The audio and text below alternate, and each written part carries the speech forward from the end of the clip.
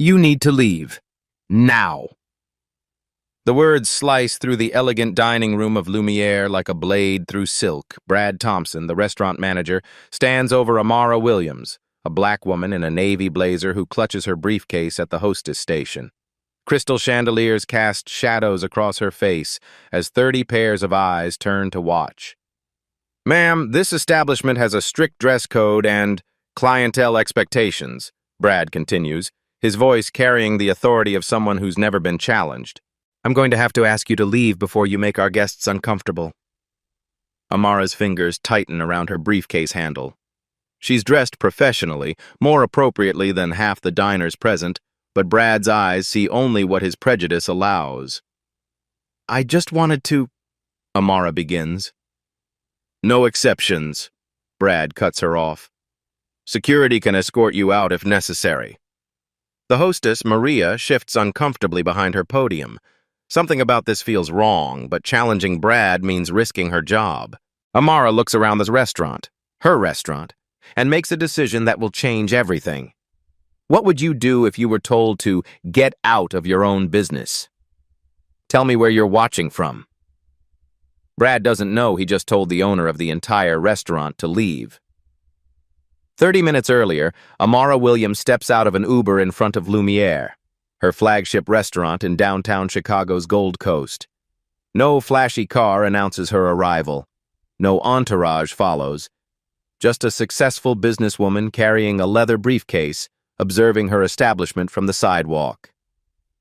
The restaurant gleams under the evening lights, floor-to-ceiling windows revealing elegant tables, soft lighting, and the careful choreography of fine dining service. She built this place from nothing 2 years ago, investing $3.2 million of her own money to create something special, a restaurant where exceptional food and inclusive service could coexist.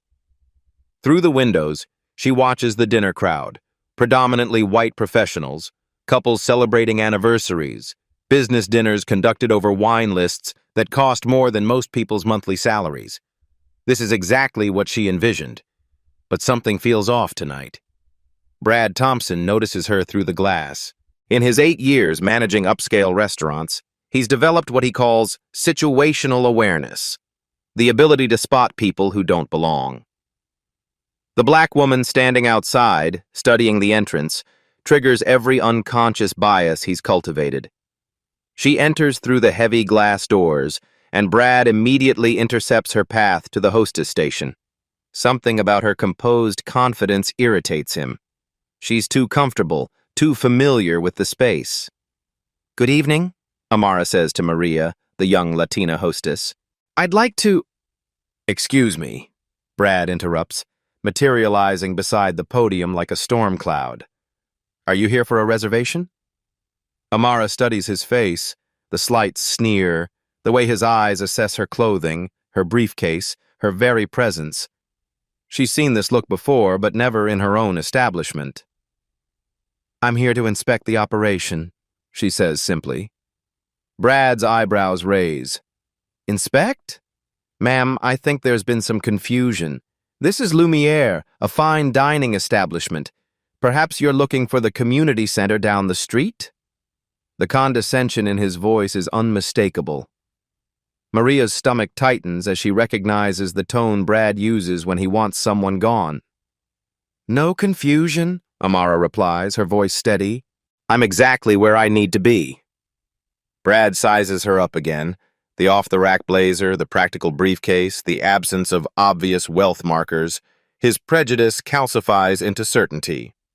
"Ma'am, I'm going to need to see your reservation confirmation. We're fully booked tonight, and walk-ins aren't typical for our clientele." Amara doesn't produce a reservation because she doesn't need one. She owns every table, every chair, every crystal glass in this place. But Brad's assumption reveals everything she needs to know about the culture he's created in her absence. "Perhaps we should discuss this privately," she suggests.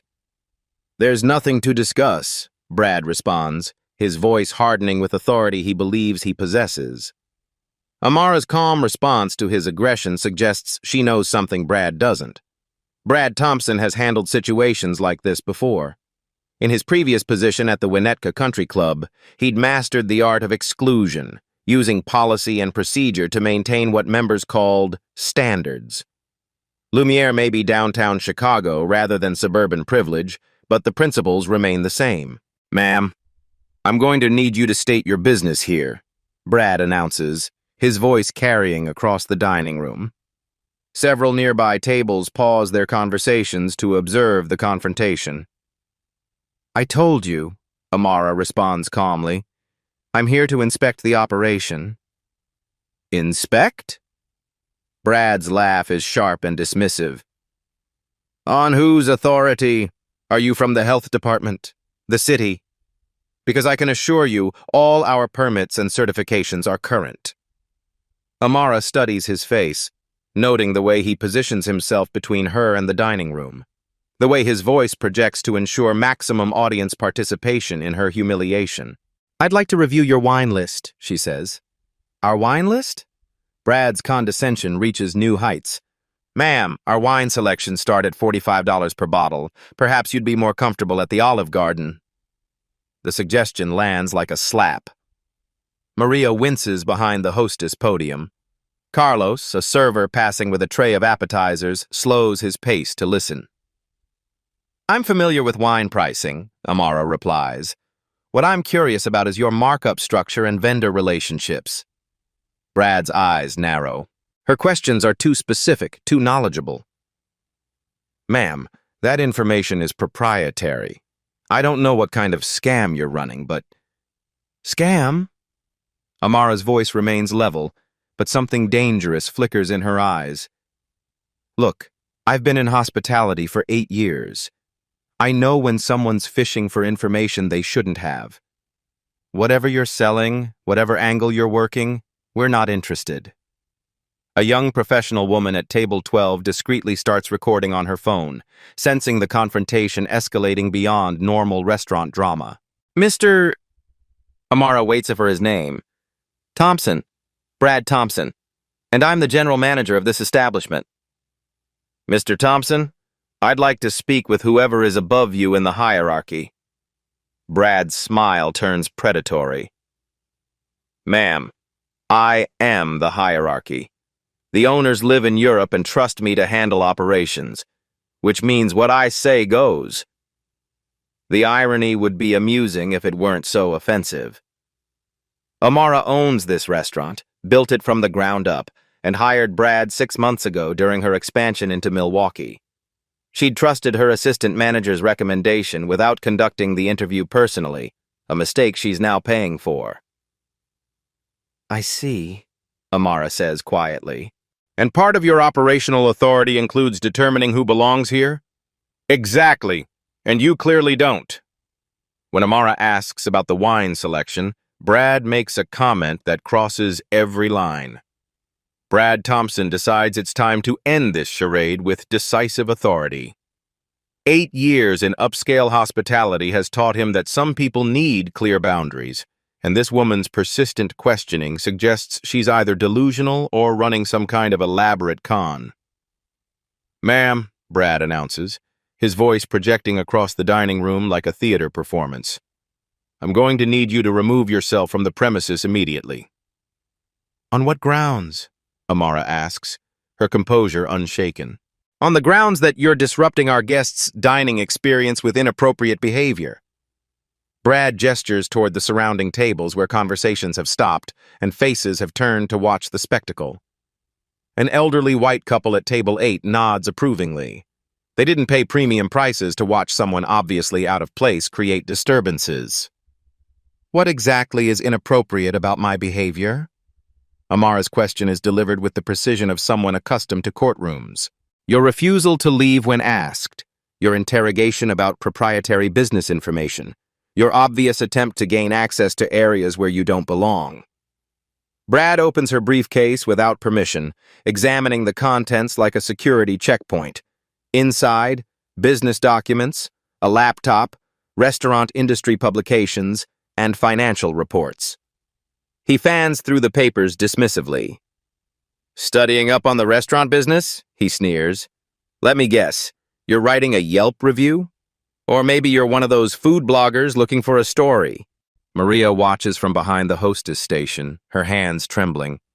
In 6 months working here, she's witnessed Brad's systematic rudeness toward customers he deems unsuitable, but never anything this public and cruel.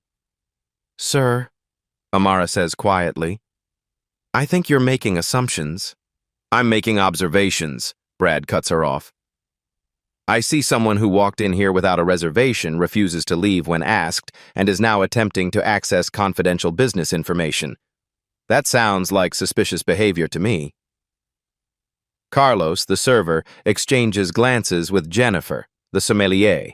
Both recognize the discrimination unfolding, but fear for their jobs if they intervene. "Ma'am," Brad continues, his voice growing louder, "let me be clear about something. This establishment caters to a very specific demographic. People who understand fine dining, people who appreciate quality, people who—" He pauses, searching for the right euphemism. "People who fit our atmosphere." The phrase hangs in the air like toxic gas. Several diners shift uncomfortably. The young woman recording widens her phone's angle to capture more of the scene. "And I don't fit your atmosphere?" Amara asks. "Frankly, no, you don't. This isn't personal, it's business. We have standards to maintain, expectations to meet. Our clientele pays premium prices for a certain environment." Brad's eyes scan her outfit again. The navy blazer from Nordstrom rather than designer boutiques, the practical leather briefcase instead of a luxury handbag, the absence of obvious jewelry or status symbols. "Your kind," he says, the words loaded with decades of practiced exclusion, "might be more comfortable at establishments that cater to different expectations." The phrase, "your kind," echoes through the dining room like a gunshot. Maria gasps audibly. Jennifer, the sommelier, looks physically ill. Amara stands perfectly still for a long moment, processing not just the words, but their implications for every other person of color who might walk through her restaurant's doors.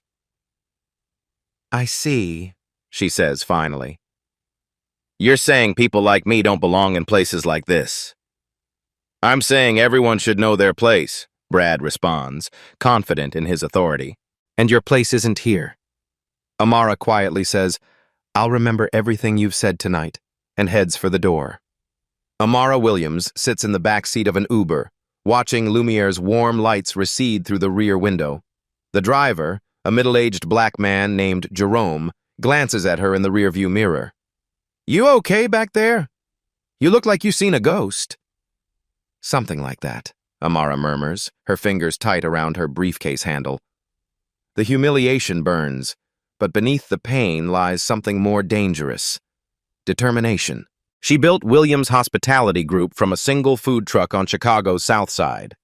15 years of 18-hour days, culinary school loans, and investors who didn't believe a young black woman could succeed in fine dining. Every restaurant in her portfolio represents a victory over people who looked at her the way Brad Thompson just did. But this feels different. This feels personal. Because Lumiere isn't just another restaurant. It's her flagship, her statement about what inclusive excellence looks like. And she hired the man who just told her she doesn't belong there. "Jerome, can you pull over for a minute?" He finds a parking space 2 blocks from the restaurant. Amara takes out her phone and dials the first of several calls that will change Brad Thompson's world. "Janet, it's Amara. I need emergency documentation for wrongful termination proceedings." "Yes, tonight. Brad Thompson, the general manager at Lumiere. Because he just discriminated against the owner of the restaurant." Janet Morrison, her head of legal affairs, has handled discrimination cases before, but never one where the victim owned the establishment. "Amara, what exactly happened?" "He told me I didn't belong in my own restaurant, called me my kind, suggested I'd be more comfortable somewhere that caters to different expectations." Amara's voice remains steady, but Janet can hear the steel beneath the calm. "Did anyone witness this?" 30 diners, 5 staff members, and at least one person recording on their phone. Jesus. Okay. I'll prepare termination documents tonight.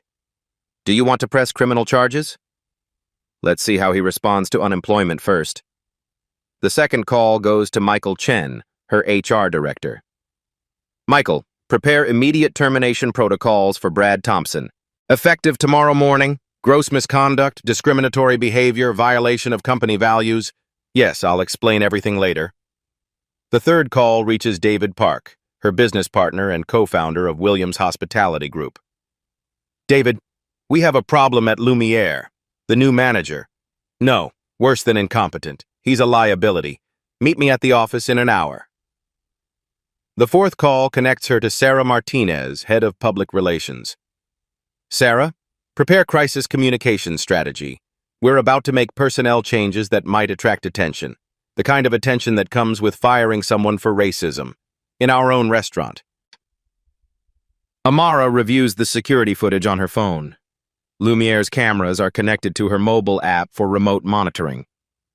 Everything is documented. Brad's condescension, his refusal to listen, his public humiliation of a customer who happened to be his employer. She opens her laptop and begins typing detailed notes about the evening's events. Every word Brad spoke, every gesture, every moment when staff members chose silence over intervention. Tomorrow morning, she'll return to Lumiere with her legal team, and everyone will understand exactly who Amara Williams is. Her phone buzzes with the text from Jerome. My daughter's studying hospitality management at Columbia College. Maybe she should find a different career? Amara types back, tell her to stay in school. We're going to need good people to replace the bad ones. Tomorrow morning, Amara will return to Lumiere, but this time, everyone will know exactly who she is. Brad Thompson pours himself a scotch from the bar's top shelf, savoring both the liquor and his successful handling of a potentially disruptive situation.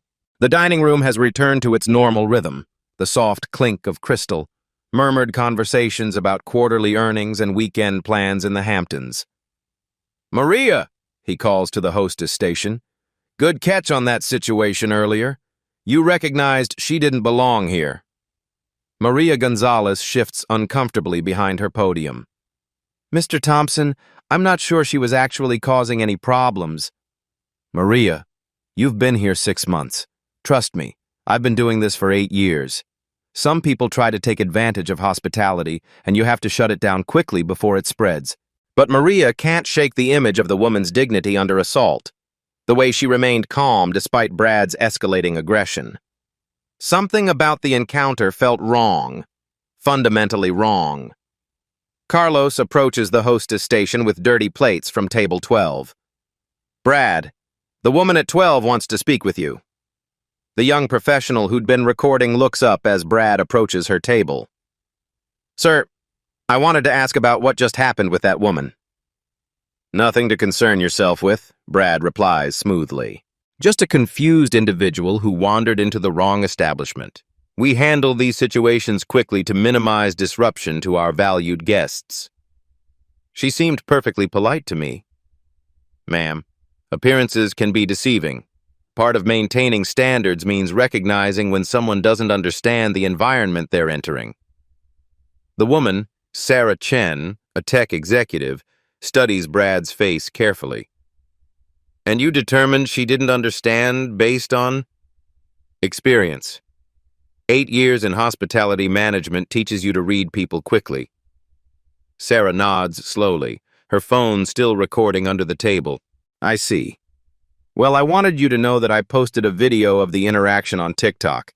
It's getting quite a bit of attention. Brad's confidence falters slightly. A video? Lumiere discrimination. It's trending locally. Almost 15,000 views in the past hour. The scotch turns to acid in Brad's stomach. He hadn't noticed anyone recording, hadn't considered that his professional handling might be misinterpreted by social media. Ma'am, I hope you'll consider that there are always 2 sides to every story. Oh, I'm sure there are, Sarah interrupts. But only one side was telling a black woman she didn't belong in a restaurant. Brad retreats to his office and pulls up TikTok on his phone. The video is there. his voice clearly audible telling Amara she doesn't fit the atmosphere, suggesting she'd be more comfortable elsewhere, examining her briefcase like contraband. The comments are brutal. This is 2023 and this man is acting like it's 1953. Someone needs to find out who this manager is. That woman handled it with more grace than I would have. Boycott Lumiere until they fire this racist. Brad has no idea that his professional handling just cost him everything. By morning, Sarah Chen's TikTok video has exploded across social media platforms. The hashtag Lumiere discrimination trends not just locally but nationally, with celebrity chefs and food industry professionals weighing in on restaurant discrimination. Brad Thompson arrives at Lumiere for the breakfast prep shift, his usual confidence replaced by gnawing anxiety. The video has reached 127,000 views overnight, shared by Food Network personalities and restaurant critics across the country. "Morning, Brad," Carlos calls from the kitchen. "You seen the news?" "What news?" Carlos holds up his phone, showing local Channel 7's website. "Downtown restaurant under fire for alleged discrimination." The article includes screenshots from the viral video and quotes from civil rights advocates calling for boycotts. "It's just social media nonsense," Brad tells himself, but his hands shake as he pours coffee. These things blow over in a day or two. Jennifer, the sommelier, approaches with the morning's delivery invoices. "Brad, we've had 12 reservation cancellations since last night. People are calling specifically to cite the discrimination video." 12 cancellations? And the phone keeps ringing. Some supportive, but mostly not. Maria arrives for her shift looking exhausted. She'd spent the night watching the video circulate on Instagram, Twitter, and Facebook, each platform adding new layers of outrage. Friends from her neighborhood in Pilsen had tagged her in posts asking if she worked at that racist restaurant. "Mr. Thompson," she says quietly, "maybe we should prepare some kind of statement." "No statements," Brad snaps. "This is exactly what these people want, to create drama where none exists. We respond to social media mob tactics, and it legitimizes their behavior." What Brad doesn't realize is that while he's dismissing social media mob tactics, Amara Williams is in her office downtown, reviewing legal documents prepared overnight by her team. Termination papers, discrimination lawsuit filings, a comprehensive plan to transform Lumiere's culture from the ground up. Her phone buzzes with updates from her social media manager. Story picked up by Eater Chicago, Food and Wine tweeting about industry-wide discrimination. James Beard Foundation asking for comment. David Park, her business partner, sits across from her desk reviewing security footage from the previous night. "Amara, this is clear-cut discrimination. But are you sure you want the public attention that comes with firing him publicly?" "David, I built this company to prove that excellent food and inclusive service aren't mutually exclusive. If I let this slide, what message does that send to every other person of color who walks into our restaurants?" "Fair point. What's the plan?" Amara closes her laptop and stands. "We're going to Lumiere. Brad Thompson is about to learn that discrimination has consequences." At 10 a.m. sharp, Amara walks through Lumiere's front door with a team of lawyers. The morning sunlight streams through Lumiere's floor-to-ceiling windows as Amara Williams enters her flagship restaurant for the second time in 12 hours. This time, she's not alone. Janet Morrison, her chief legal counsel, flanks her right side.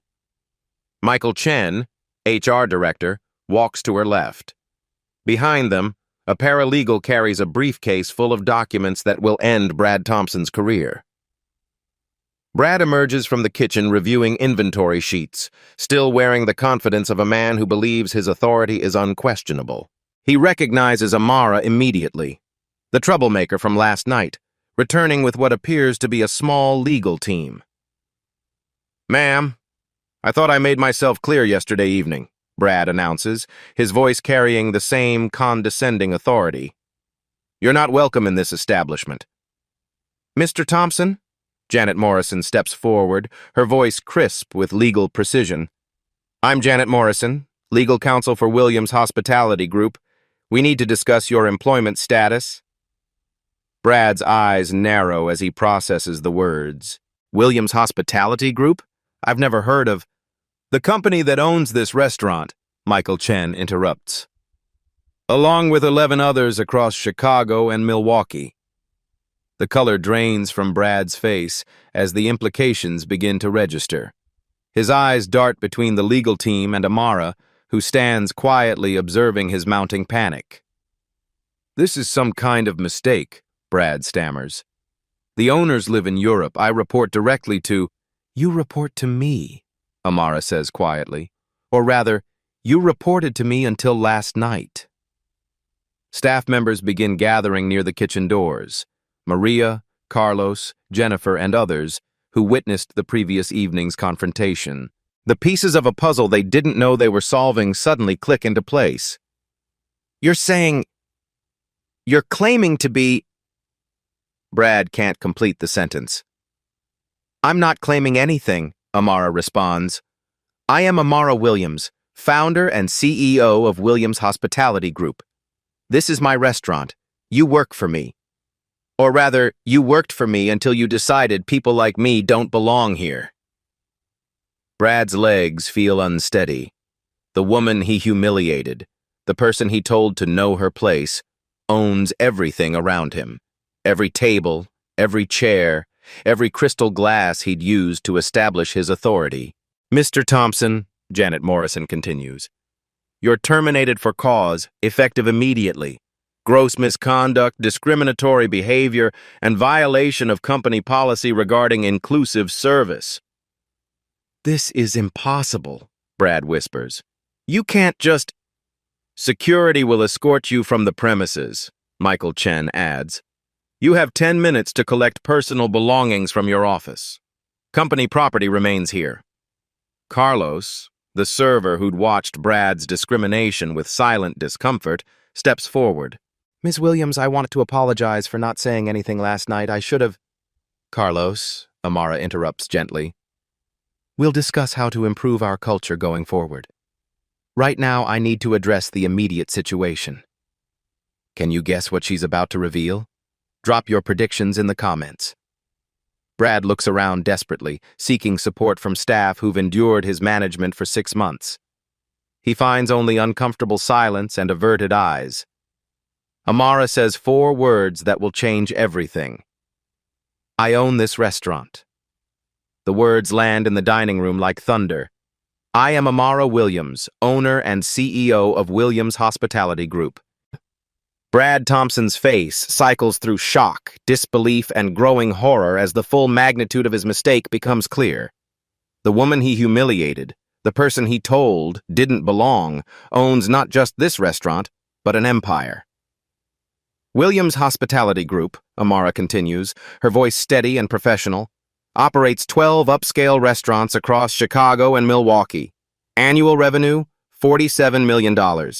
Lumiere is our flagship establishment, opened 2 years ago with a $3.2 million investment.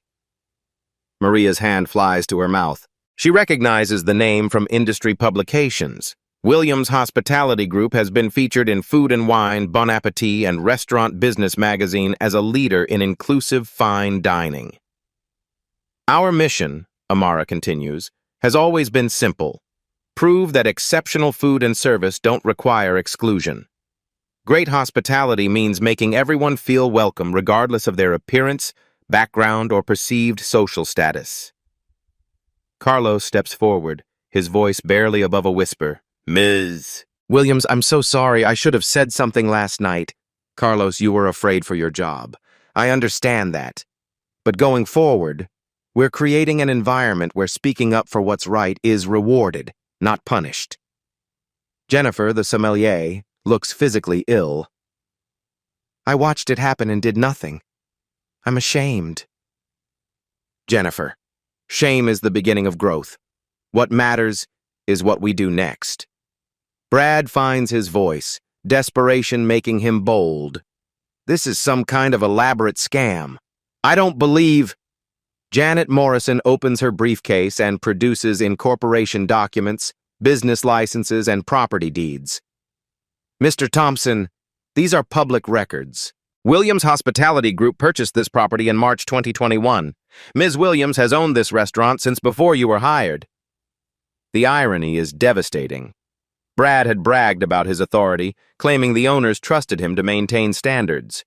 The owner was standing right in front of him, and he'd told her she didn't belong. My background, Amara says, addressing the staff gathered around her, might surprise some of you. I started with a food truck on Chicago's South Side, worked 3 jobs to pay for culinary school, built this company from nothing because I believed Chicago needed restaurants where excellence and inclusion could coexist. She walks to the center of the dining room, the same spot where Brad had humiliated her 12 hours earlier. I've faced discrimination in restaurants my entire life. Servers who assumed I couldn't afford the menu, managers who questioned my reservations, hostesses who suggested I'd be more comfortable elsewhere. I built Williams Hospitality Group to ensure no one else would face that treatment. Brad's world continues crumbling as the staff processes what they're learning. The quiet woman he'd dismissed as a troublemaker is industry royalty, featured on magazine covers, invited to speak at hospitality conferences, recognized as one of Chicago's most successful restaurateurs. Mr. Thompson, Amara turns to face him directly. Last night you told me people like me don't understand fine dining. You suggested I should know my place. You examined my briefcase like I was a criminal. You did all of this in front of customers and staff, creating an environment of hostility and discrimination. I was protecting the restaurant's reputation. You were protecting your prejudices, Amara interrupts. And in doing so, you violated everything this restaurant represents. Michael Chen steps forward with termination documents. Mr. Thompson, your employment is terminated effective immediately. You'll receive no severance due to the discriminatory nature of your conduct. Our legal team will be filing civil rights charges.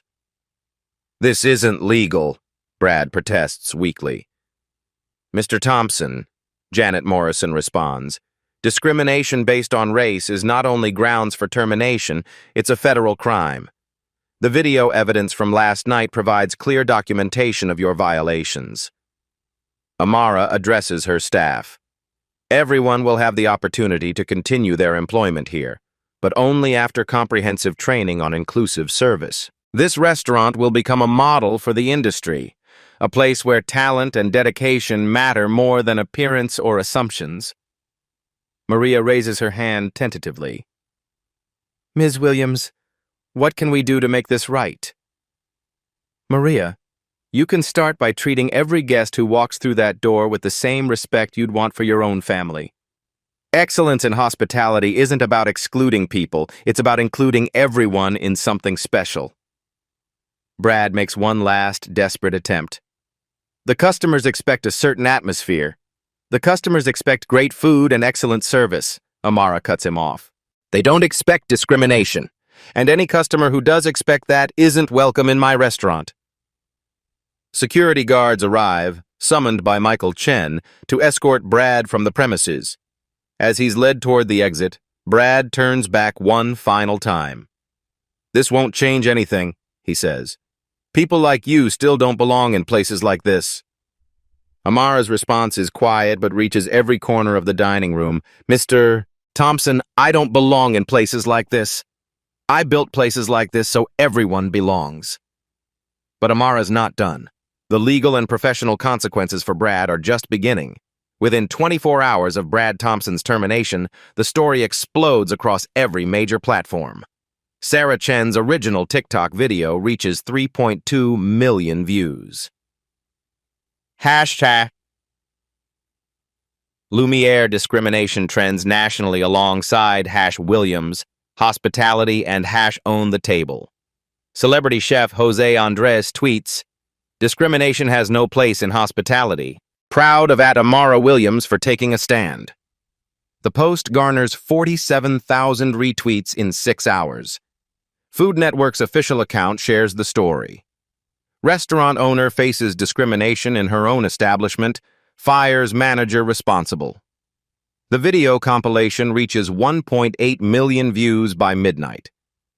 Brad, meanwhile, sits in his studio apartment watching his professional destruction unfold in real time. His name trends on Twitter, not for culinary achievements, but as a cautionary tale about workplace discrimination. His LinkedIn profile attracts hundreds of messages, none of them job offers. The restaurant industry responds with unprecedented speed. The National Restaurant Association issues an emergency statement condemning discrimination and announcing new training requirements for member establishments. Chicago Restaurant Week organizers invite Amara to serve as keynote speaker for their annual conference. Her topic? Building Inclusive Excellence in Fine Dining. Alinia's Granta Chats reaches out personally. Would love to discuss partnering on industry-wide bias training. What you did took incredible courage. The James Beard Foundation announces new guidelines for award eligibility, including demonstrated commitment to inclusive hiring and service practices. Janet Morrison files a comprehensive civil rights lawsuit against Brad personally, seeking damages for intentional discrimination based on race, violation of Illinois Human Rights Act, intentional infliction of emotional distress, defamation, suggesting Amara was running a scam. The Cook County State's attorney opens a criminal investigation into civil rights violations. Prosecutor Maria Santos explains, when discrimination occurs in places of public accommodation, it becomes a matter of public interest. Brad's court-appointed attorney, overwhelmed by evidence, advises immediate settlement. Brad, there's video footage of you telling a black business owner she doesn't belong in her own restaurant. No jury will side with you. Lumiere's reservations. Bookings increased 340% within 1 week. The restaurant is fully booked for the next 3 months, with a waiting list of over 800 people. Williams Hospitality Group. Stock in the privately held company increases 23% as investors recognize the business value of ethical leadership. Brad's personal finances. His savings account, already strained from Chicago's cost of living, can't cover legal fees. He's forced to liquidate his retirement account and sell his car. Within 2 weeks, Brad discovers the true cost of discrimination in the interconnected restaurant world. Gibson's Restaurant Group. We don't employ individuals with discrimination violations. Let us entertain you. Our company values don't align with candidates who have civil rights complaints. Alinea Group. We'll need to pass on your application. The hospitality industry, built on reputation and word of mouth, offers no refuge for managers with documented discrimination histories. 60 Minutes requests an interview with Amara for a segment on discrimination in fine dining. She accepts, using the platform to discuss systemic issues beyond individual bias. The New York Times food critic Pete Wells writes a feature, When the Owner Doesn't Belong, How One Restaurant Confronted Its Own Bias. Chicago Tribune business section profiles Williams Hospitality Group's growth strategy, noting how the controversy has actually strengthened the company's brand. Brad's social media accounts become battlegrounds. His Instagram, formerly filled with pictures of high-end restaurant experiences, attracts thousands of comments calling him a racist and dinosaur. His Facebook profile, where he'd posted about maintaining standards in hospitality, becomes a screenshot shared across platforms as evidence of coded discrimination language. His Twitter account, abandoned after the first day of harassment, remains a digital monument to his downfall. Columbia College Chicago's hospitality program adds Amara's case to their required curriculum on workplace discrimination. The Culinary Institute of America invites her to develop new training modules on inclusive service. Cornell's School of Hotel Administration creates the Williams Fellowship for minority students pursuing careers in upscale hospitality. American Express approaches Williams Hospitality Group about featuring Lumiere in their Centurion Experience program for high-value customers. Open Table offers to waive fees for all Williams Hospitality Group restaurants as a show of support for inclusive dining. 3 new investors contact David Park about funding expansion. We want to be part of what you're building. The story reaches international hospitality publications.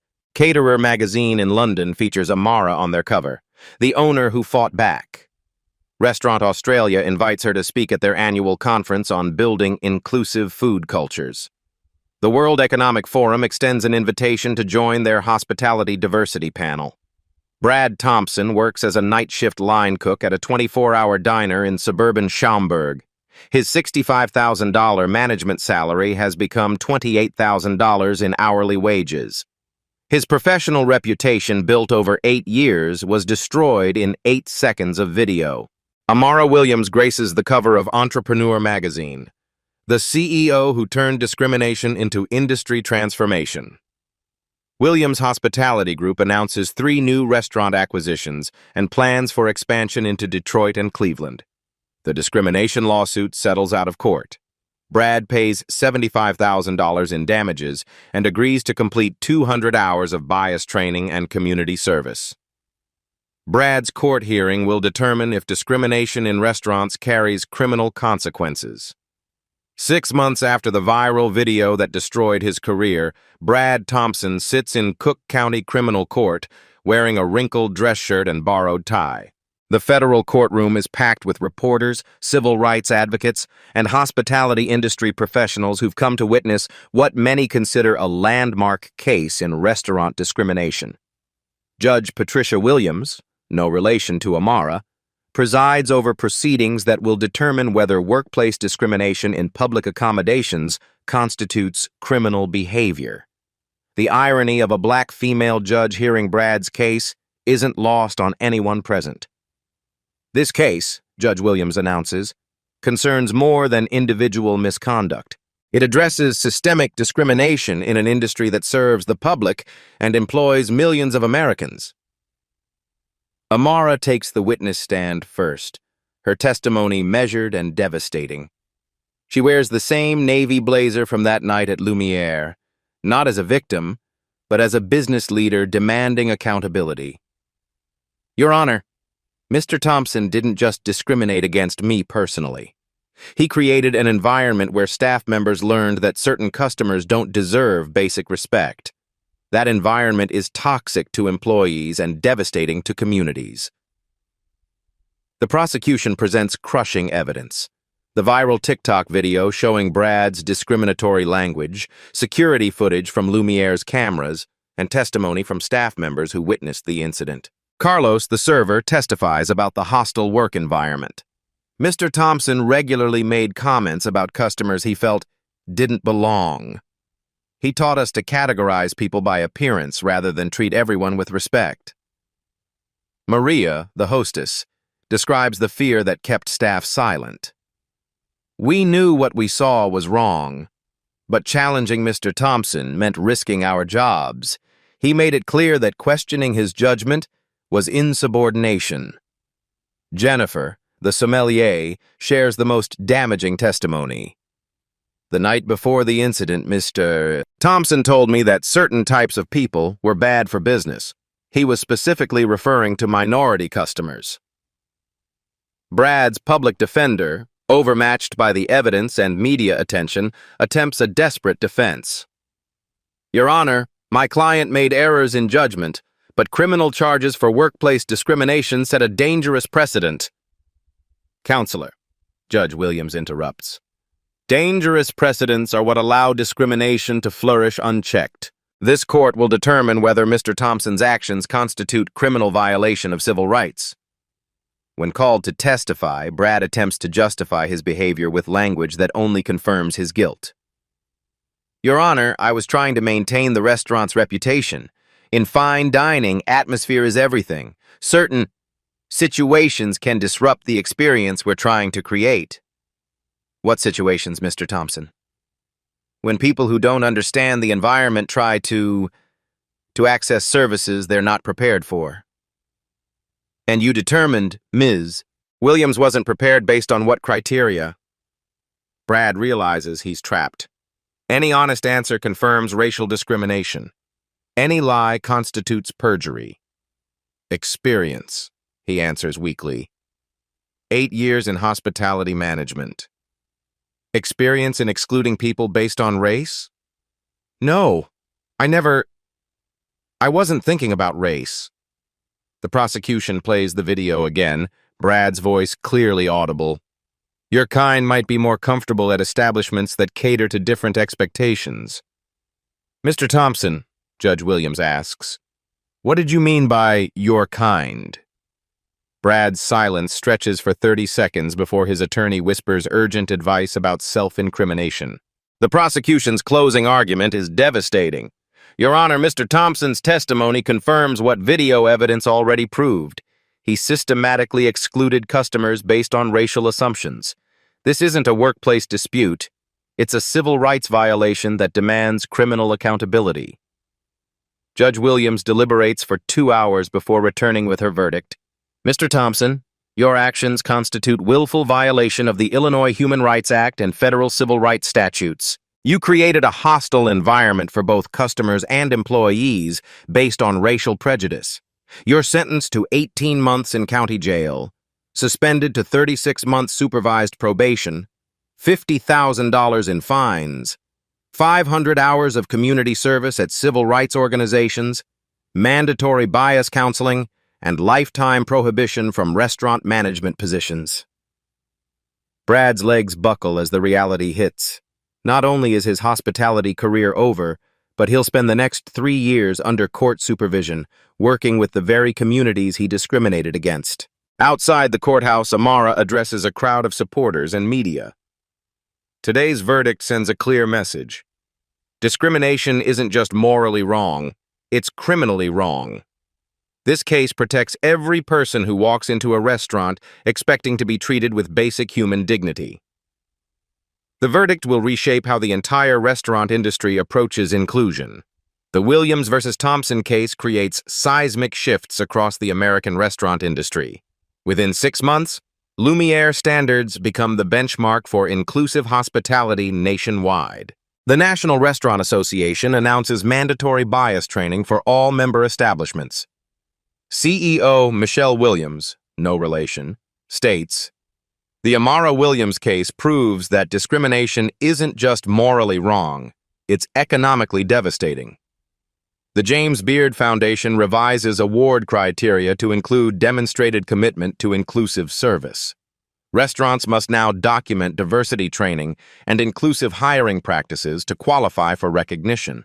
State governments respond with unprecedented speed. Illinois passes the Restaurant Equity Act, requiring bias training for all food service management licenses. California, New York, and 8 other states introduce similar legislation within 90 days. Federal intervention follows. The Department of Justice establishes the Restaurant Discrimination Task Force, using the Williams case as a template for investigating systematic exclusion in public accommodations. Major chains implement immediate changes. McDonald's requires bias training for all franchise managers. Starbucks partners with Williams Hospitality Group to develop inclusive service protocols. Chipotle creates anonymous reporting systems for discrimination incidents.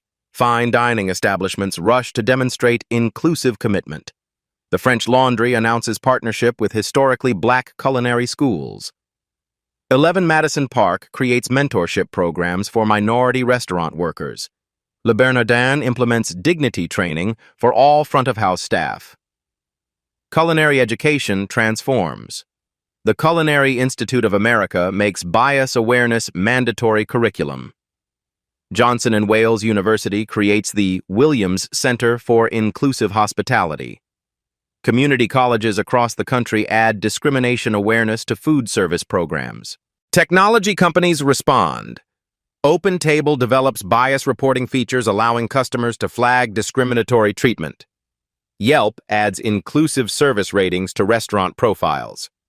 Reezy partners with civil rights organizations to monitor member establishments. Insurance industry adapts. Restaurant liability policies now exclude coverage for discrimination claims. Premiums increase for establishments with bias complaints. Industry consultants offer inclusion audits to reduce legal exposure. Economic impact becomes undeniable. Studies show restaurants with documented inclusive practices average 28% higher revenue than industry standard. Harvard Business School publishes research proving bias training increases customer satisfaction across all demographics. International influence spreads. The European Union adopts Williams protocols for hospitality businesses. Restaurant associations in Canada, Australia, and the UK implement similar discrimination prevention programs. Celebrity chef activism. Jose Andres creates the Dignity in Dining initiative. Tom Colicchio testifies before Congress about industry discrimination. Anthony Bourdain's estate posthumously endorses inclusive hospitality training. Legal precedent strengthens. Federal courts cite Williams versus Thompson in subsequent discrimination cases. The ruling establishes that systematic exclusion in public accommodations constitutes criminal civil rights violations. Cultural transformation accelerates. A new generation of restaurant managers grows up expecting diversity as normal. Culinary schools report increased enrollment from underrepresented communities. Industry publications regularly feature inclusive dining success stories. Measurement and accountability. Annual inclusion reports become standard for restaurant groups. Anonymous customer surveys track discriminatory treatment. Industry rankings now include diversity metrics alongside food quality ratings. 2 years later, discrimination complaints in American restaurants have dropped 71% from pre-Williams levels. The change that began with one woman's dignity now protects millions of diners nationwide. 2 years later, Amara returns to Lumiere for a very special celebration. 2 years and 3 months after that devastating night in her own restaurant, Amara Williams returns to Lumiere for the most meaningful celebration of her career. Tonight, the restaurant officially receives its Michelin star, the first Chicago establishment to earn the designation, while also holding the James Beard Foundation's Excellence in Inclusive Service Award. The transformation is evident from the moment she enters.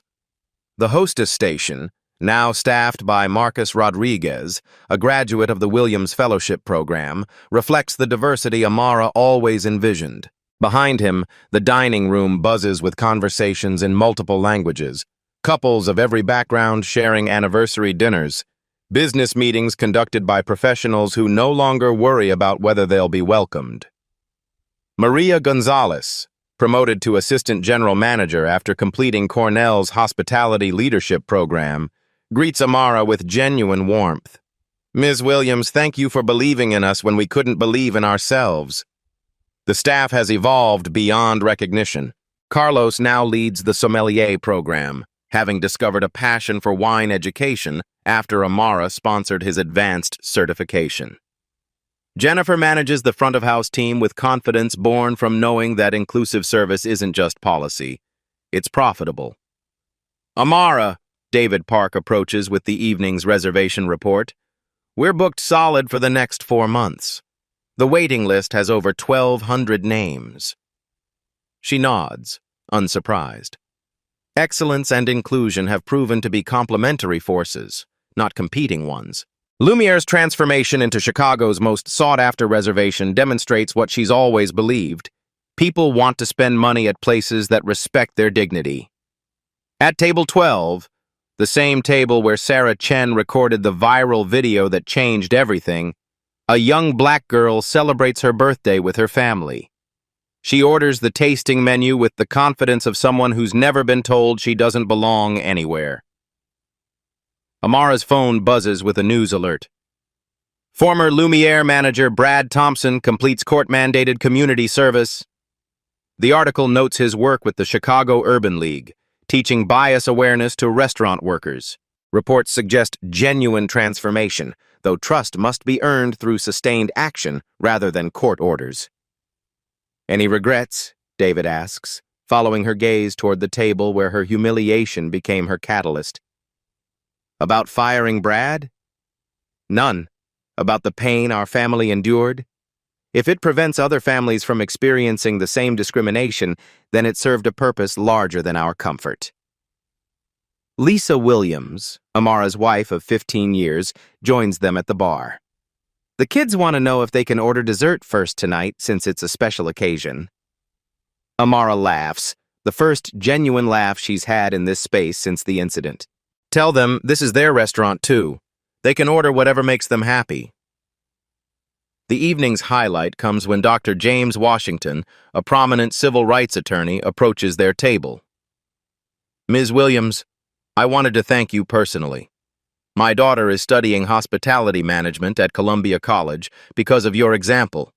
She says she wants to build restaurants like Ms. Williams, places where everyone belongs. This is the legacy Amara treasures most, not the business success or legal precedents, but young people who see hospitality as a profession of dignity rather than discrimination. As the evening winds down, Amara stands in the center of the dining room where Brad once told her she didn't belong. The space now represents everything she envisioned when she first invested her life savings in this dream. A place where exceptional food and inclusive service create magic together. Marcus approaches with the final seating of the evening, an elderly interracial couple celebrating their 50th wedding anniversary.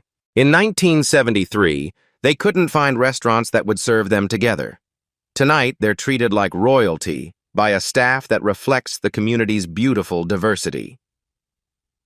Ms. Williams, Marcus says quietly, thank you for showing us that our job isn't to judge who belongs here. Our job is to make everyone feel like they belong here. Amara watches the couple share a chocolate souffle and realizes this is what victory looks like. Not revenge against individuals, but systematic change that protects future generations. True power isn't about excluding others. It's about including everyone in excellence. Amara Williams' extraordinary journey from humiliation to industry transformation proves that individual courage can reshape entire economic sectors. What began as a routine inspection of her flagship restaurant became a catalyst for change that now protects millions of diners from discrimination. The story demonstrates that ownership without values is meaningless, but ownership with purpose becomes revolutionary. Amara didn't just fire a discriminatory manager, she fired a discriminatory system, replacing exclusion with excellence and proving that inclusion drives profitability. This narrative extends beyond restaurants into every service industry where discrimination persists. Hotels, retail stores, medical offices, and entertainment venues all wrestle with the same fundamental question. Do we serve some people or all people? Would you have handled this differently? Share this story if discrimination in restaurants needs to end. Brad Thompson's fall from $65,000 management salary to $28,000 hourly wages demonstrates that prejudice carries devastating personal costs.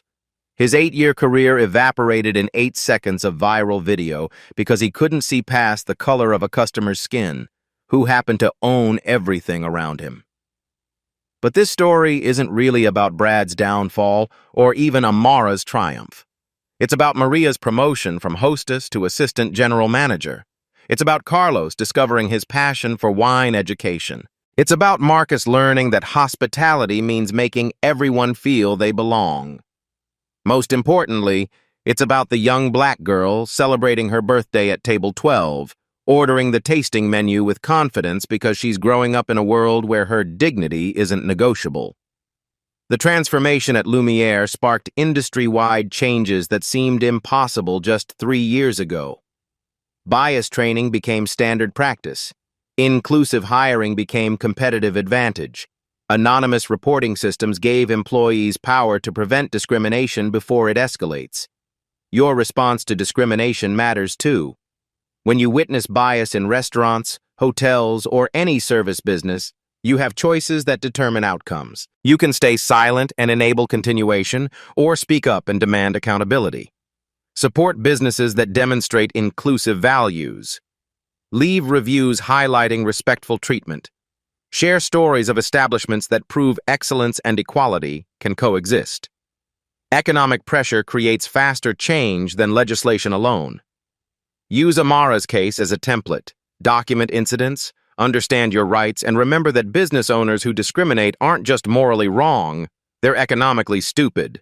Inclusion drives profitability across every industry. The Williams precedent reminds us that justice isn't just about punishing wrongdoing. It's about creating systems that prevent future harm. Every dollar spent at inclusive businesses represents a vote for the kind of world we want to inherit. Change begins with refusing to accept unacceptable treatment.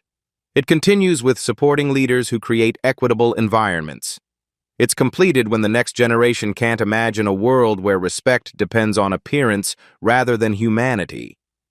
Next week, we'll share the story of Judge Patricia Chen, who confronted racial profiling in her own courthouse, and how one courtroom confrontation changed judicial conduct nationwide.